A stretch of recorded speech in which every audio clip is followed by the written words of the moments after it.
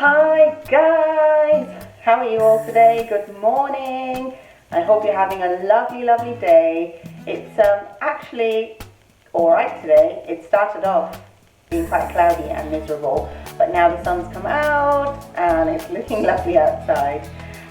So I'm going to show you something really nice and simple to make today. It's a quick instant pot recipe for a sausage and vegetable pasta that you can probably knock together in 45 minutes, including obviously prepping all your ingredients and getting it going in the instant pot. So you guys probably have seen a few recipes now from me using my instant pot. I absolutely love my instant pot, and it's just such a blessing, especially on those days when you haven't really got the time to be spending hours in the kitchen making a lovely meal for your family, yet you do want to give them something nice and tasty and healthy. This is the way I go usually. So for the pasta, you don't need too many ingredients. So this is some sausage meat that I've just taken out of the casing because I don't like the kind of, stringy casing of the sausage once it gets sort of cooked in the instant pot. I've got one sort of small onion chopped up. I've got 1 cup of frozen mixed vegetables. I've got 1 400-gram can of basically chopped tomatoes and tomato juice. I have got some green pesto sauce, and I have also got about 250 grams of ricotta cheese, which is just a very mild, yummy cheese to use for this recipe. The other thing that I have here is about 3 cloves of garlic that I've chopped up, and I'd say maybe about a third of a cup of black olives that I've literally just kind of, crushed between my fingers and kind of torn apart quite roughly really. Of course you can chop it nicely if you want to, that's up to you. So the other most important ingredient of course is your pasta. I'm using dry pasta as I'm cooking it in the Instant Pot. You don't need to pre-cook it or anything. That's the beauty of the Instant Pot, that you can literally do everything in the same pot and not have to use different bits and bobs to cook the different things in.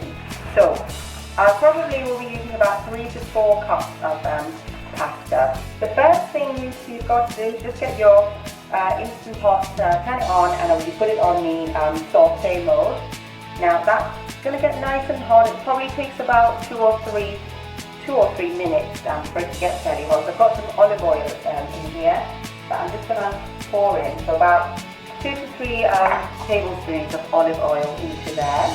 Now, while it's getting hot, what I'm going to do is add my chopped onions into there, and also add in my garlic as well. I'm just going to saute the garlic and the onions in here for about a minute, maybe 2, just until everything is nice and softened. And at that point you can then add in your sausage meat and get that nice and browned as well.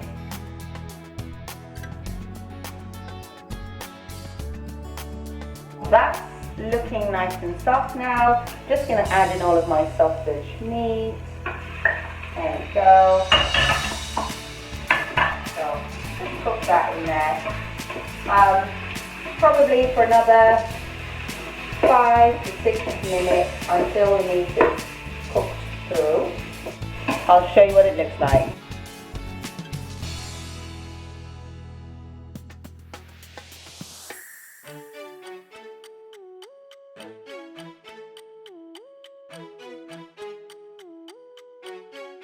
Now the sausage has cooked through nicely. It's been another 2 or 3 minutes of sauteing. At this point, just turn off your Instant Pot. You don't want it to carry on cooking too much. And it's time to add the rest of the ingredients in. So I'm going to start with a glass of water. So this is just room temperature water that I'm adding in. What I'm going to do, before I put anything else in, I'm just going to, go along with a kind of a flat spatula like this and just scrape any of the lovely golden brown bits on the bottom of the pan from frying the sausages. It's important to deglaze the bottom of the pan, because otherwise when you cook with the rest of the ingredients in the Instant Pot, it sometimes comes up with the error message saying that something's burned at the bottom. So you just got to make sure that you really deglaze the pot before you add the rest of the ingredients. So the first thing that I normally add in after deglazing the pan is my pasta.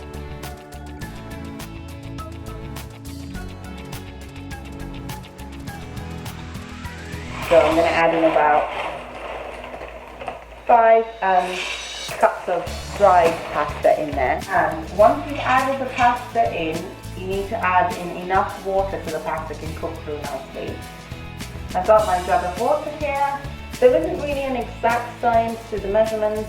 The way I do it, I just tend to pour the water in until there is just enough water just above the pasta. So you can see that the pasta is literally just sitting, submerged pretty much in that water there. So the next ingredient that I normally add is my lovely tomatoes. I'll just be putting that on top of the pasta, not stirring it in. That's very important, because the tomatoes are quite, obviously the sauce is quite thick, and if it gets to the bottom of the pan as the Instant Pot cooks, it sometimes tends to get burnt and stuck to the bottom of the pan, and that comes up with another error message, so you don't want that.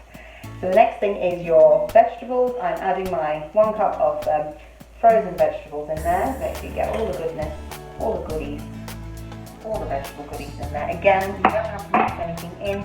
I'm going to pop in my black olives, again, just pop it at the top, and your pesto sauce. Now, you can add this at the end of the cooking process if you want to, but I would like it to flavour my vegetables and pasta a little bit. So I'm going to add it again before. So I'm using about maybe a good heaped 3, maybe another 3 to 4 teaspoons of that pesto sauce. You can use red pesto sauce if you prefer that.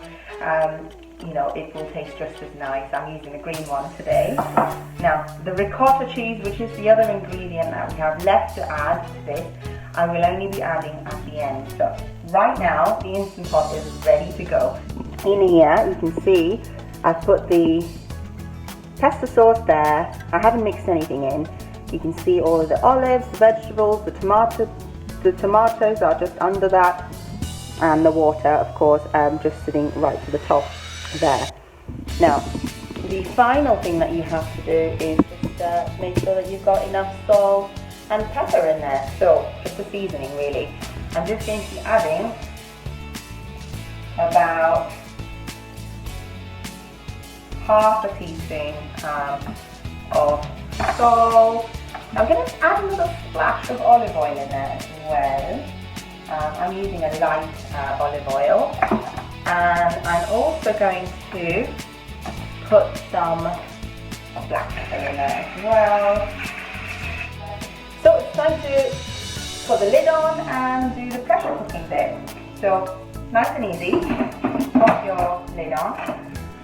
You need to make sure that it is in a sealed position so that it pressurizes. I normally, for pasta dishes, cook it for about 4 minutes. Yes. And once you're there, you just don't have to do anything else. Just let the Instant Pot do its job.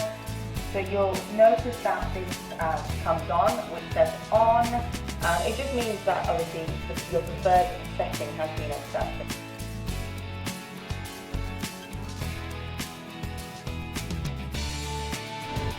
So the Instant Pot, as you can see now, the safety valve has gone down all the way to the bottom. It's released all of the pressure, so we are good to go to put the final touches onto this pasta dish. This is what it looks like. Look at that, all of the vegetables are nice and cooked and they're still on the top. And the pasta, look, nice soft yummy penne pasta there, and the sausage right at the bottom. Now time to add in your creamy ricotta cheese. Look at that creaminess, that yumminess of that ricotta cheese, just melting right into this pasta sauce here. Ooh, don't forget your special star ingredient, optional of course, your chili flakes. I'm going to put in about 1 teaspoon chili flakes in there because I like it hot. Of course you can use a different cheese. If you don't like ricotta, you know, add in like maybe 1 or 2 cups of cheddar cheese in here.